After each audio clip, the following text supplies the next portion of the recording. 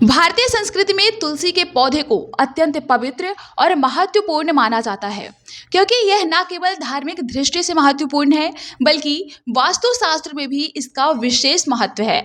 जहां लगभग हर घर में तुलसी का पौधा लगाना आम बात है, लेकिन क्या आप जानते हैं कि इसे लगाने के साथ साथ कुछ बातों का ध्यान रखना भी आवश्यक है। तो वास्तुशास्त्र के अनुसार तुलसी के पौधे के पास कुछ निश्चित पौधों को रखने से बचना चाहिए, अन्यथा इसके सकारात्मक प्रभाव में कमी और नकारात्मक प्रभाव में बढ़ोतरी हो सकती है। वहीं वास्तुशास्त्र में विशेषज्ञ के अनुसार तुलसी के पौधे के आसपास कुछ विशेष पौधों को रखने से नकारात्मक ऊर्जा का संचार हो सकता है, जिससे घर में अशांति और आर्थिक समस्याएं आ सकती हैं। तो आइए जानते हैं कौन से हैं वे पौधे जिन्हें तुलसी के पास रखने से बचना चाहिए।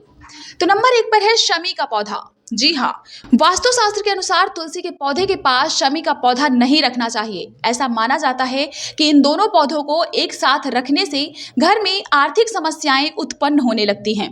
तो यदि आपके घर में ये दोनों पौधे हैं तो सुनिश्चित करें कि उनके बीच कम से कम 4 से 5 फीट की दूरी हो। इससे आप नकारात्मक प्रभावों से बच सकते हैं। नंबर 2 पर है कैक्टस का पौधा। आजकल कैक्टस जैसे कांटेदार पौधों को घर में रखना फैशन बन गया है, लेकिन वास्तुशास्त्र के अनुसार इन्हें कभी भी तुलसी के पौधे के पास नहीं रखना चाहिए, क्योंकि कैक्टस को केतु ग्रह से संबंधित माना जाता है। और जब आप तुलसी के पास कैक्टस का पौधा रखते हैं तो इससे आपके जीवन में मुसीबतें बढ़ सकती हैं। इसलिए बेहतर होगा कि आप कैक्टस को घर के अंदर ना रखें और विशेष रूप से तुलसी के पौधे से दूर रखें। नंबर 3 पर है दूधिया तरल पदार्थ वाले पौधे।